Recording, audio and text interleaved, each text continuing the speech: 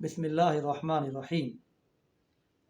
آج کی اس نشست میں ہم گفتگو کریں گے تین ان غداروں کے حوالے سے جن کی وجہ سے ایک طرف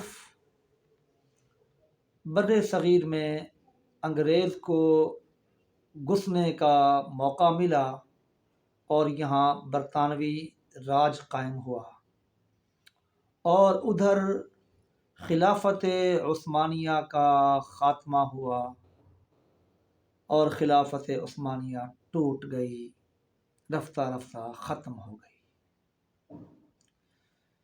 تو چلتے ہیں، سب سے پہلے ذکر کریں گے بر صغیر میں انگریز کے داخلے کا، برطانوی افواج کے داخلے کا۔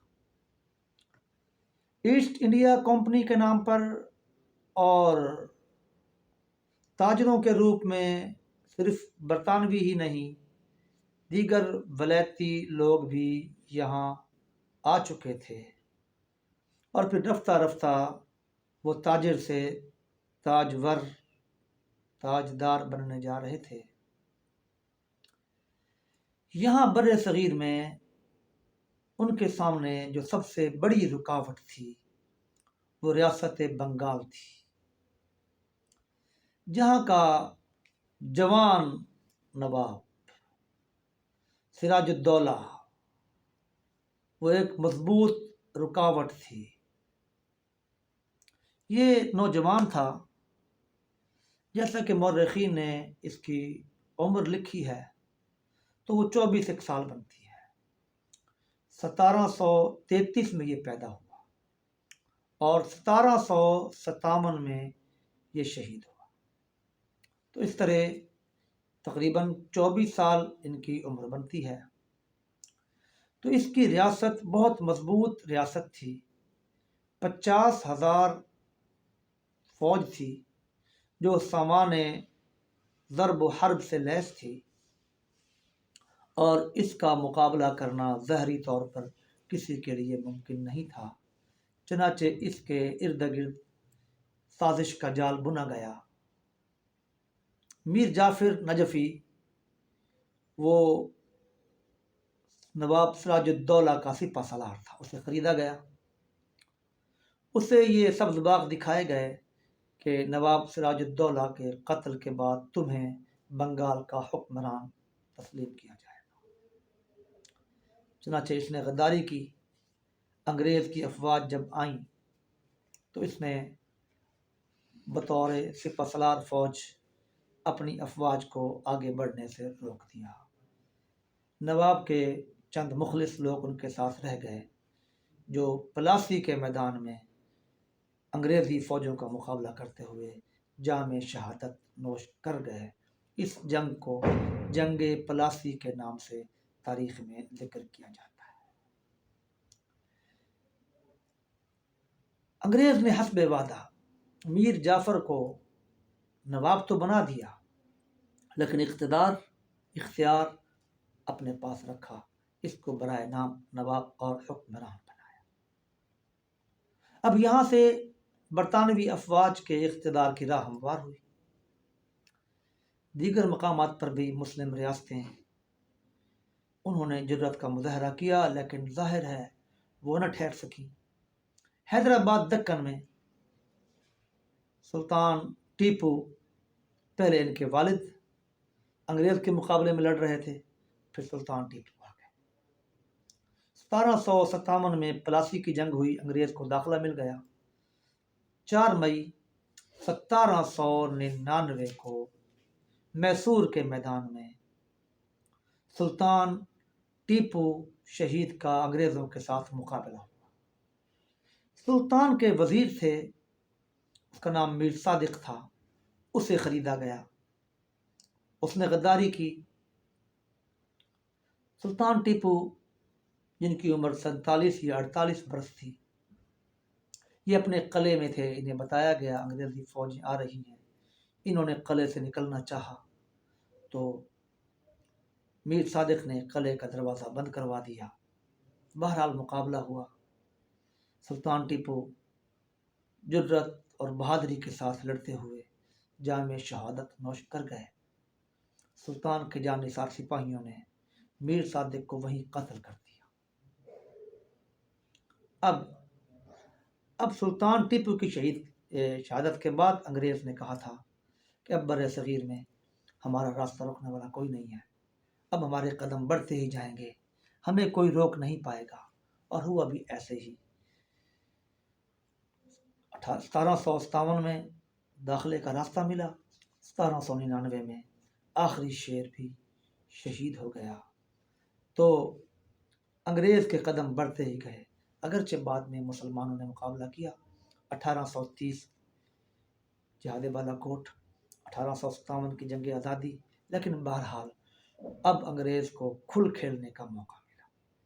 اب یہ دو لوگ جو تھے، میر صادق کو تو سلطان کے سپاہیوں نے قتل کر دیا، یہ تو اپنے انجام کو پہنچ گیا۔ میر جعفر کو انگریز نے نواب تو بنایا، لیکن کچھ عرصے کے بعد اس کو معزول کر دیا اور وہ بھی اپنے کام سے گیا۔ ان کا انجام یہ ہو گیا۔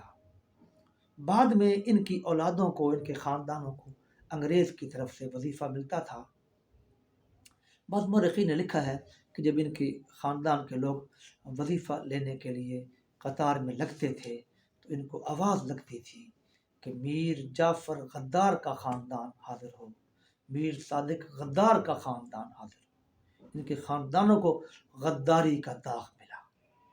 انہی دونوں کے بارے میں علامہ اقبال مرحوم نے فرمایا تھا کہ جعفر از بنگال، صادق از دکن، ننگے ملت، ننگے دین، ننگے وطن۔ میر صادق کی اولادوں کا بعد میں کیا ہوا، فی الحال تاریخ خاموش ہے۔ میر جعفر کی اولاد میں سے ایک شخص اسکندر مرزا، جو پاکستان کا پہلا صدر تھا، جو علماء کا دشمن تھا اور کہتا تھا میرا بس چلے تو میں مولویوں کو ایک سونے کی کشتی میں ڈال کر سمندر میں ڈال دوں، پھینک دوں سمندر میں۔ یہ ایوب خان کو لے کر آیا تھا اور ایوب خان کی سرپرستی کرتا تھا۔ جب ایوب خان اقتدار میں آیا، اس کو معزول کر دیا، جلا وطن کر دیا۔ یہ لندن میں علاج کے بہانے گیا، پھر یہ ذلیل ہوتا رہا، ہوٹلوں پہ کام کرتا رہا۔ ایسا وقت آیا یہ مر گیا۔ اس کے ورثاء نے لاش پاکستان میں لانا چاہی، لیکن اس دھرتی نے اسے قبول نہ کیا۔ شاہ ایران اس کا دوست تھا، چنانچہ شاہ ایران سے اس کے خاندان نے اپیل کی تو اس نے اس کی تدفین کے لیے مشہد میں جگہ دی۔ بعد میں سنا گیا ہے جب انقلاب ایران آیا تو اس کی لاش کو وہاں سے بھی نکال کر پھینک دیا گیا۔ اللہ اکبر۔ تیسری طرف خلافت عثمانیہ مضبوط تھی۔ شریف مکہ نے غداری کی۔ شریف مکہ کیا تھا؟ فاطمین مصر کا جب اقتدار تھا، حکومت تھی، تو انہوں نے حرمین شریفین، مکہ مکرمہ، مدینہ منورہ میں آنے والے زائرین، معتمرین، حجاج کے اہتمام انتظام کے لیے جس شخص کو نگران بنایا اسے شریف کا خطاب دیا کہ یہ شریف۔ فاطمین کے دور سے لے کے خلافت عثمانیہ تک 78 شریف گزرے ہیں۔ درمیان میں بعض مورخین نے لکھا ہے کہ 1 صدی تک کوئی شریف نہیں تھا، کہ جب صلیبی جنگیں ہو رہی تھیں اس کے بعد پھر شریفوں کے مناصب شروع ہوئے۔ ان 78 میں سے تقریباً 60 شرفاء جو تھے مکہ، شریف مکہ جو تھے وہ عثمانی سلطنت کے تھے، اور یہ شریف حسین جو تھا شریف مکہ، یہ 78واں شریف تھا جو بدمعاش ثابت ہوا۔ اس نے خلافت عثمانیہ کے ساتھ غداری کی۔ اسے کہا گیا کہ خلافت عثمانیہ کے خاتمے کے بعد پورا عرب تمہارے قبضے میں دے دیں گے۔ جب خلافت عثمانیہ ختم ہو گئی، اس کو عرب کا حکمران بنایا گیا، لیکن پھر اس کو سمیٹا گیا۔ نجد کے رہنے والے آل سعود نے اس کو وہاں سے دھکیلا، ذلیل و خوار کیا، رسوا کر کے نکالا، اور پھر یہ سمٹتا سمٹتا سمٹتا اردن تک معزول ہو گیا۔ پھر اس کو معزول کر دیا گیا، نظر بند کر دیا گیا، اور یہ قبرص میں نظر بندی کی حالت میں مرا۔ اس کا بیٹا، اس کو ایک چھوٹا سا علاقہ اردن کا دے دیا گیا اور وہاں کا بادشاہ بنا دیا گیا۔ آج بھی جو وہاں کا بادشاہ ہے وہ اسی شریف مکہ کی اولاد میں سے ہے۔ آج بھی لوگ انہیں غدار کہتے ہیں۔ حضرت شیخ الہند نے شریف مکہ کی غداری کو دیکھ کر فرمایا تھا کہ بابداں یار شد شریف حسین خاندان شرافتش گم شد. یہ بروں کا یار بنا، شرافت والا خاندان ختم ہو گیا. آج بھی اس کے خاندان کو غدار ہی کہا جاتا ہے.